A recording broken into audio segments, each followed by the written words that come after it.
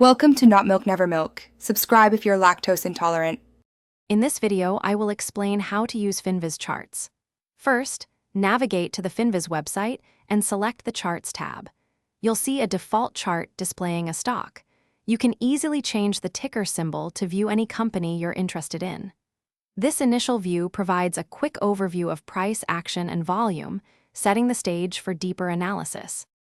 Next, let's customize your chart. Above the chart, you'll find options to change the time frame from 1 day to monthly. You can also switch between different chart types, such as candlesticks for detailed price action or a simple line chart.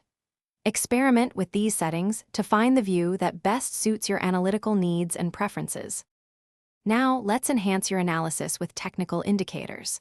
Below the chart, you'll see a drop-down menu for indicators. Select popular options like the Relative Strength Index, or RSI, to measure momentum, or Moving Average Convergence Divergence (MACD) for trend following. These tools provide valuable insights into a stock's potential future movement, helping you make informed decisions. Finally, explore the drawing tools available on Finviz charts. You can draw trend lines, support and resistance levels, and even add text annotations directly onto your chart. This helps you visualize key price areas and personal notes.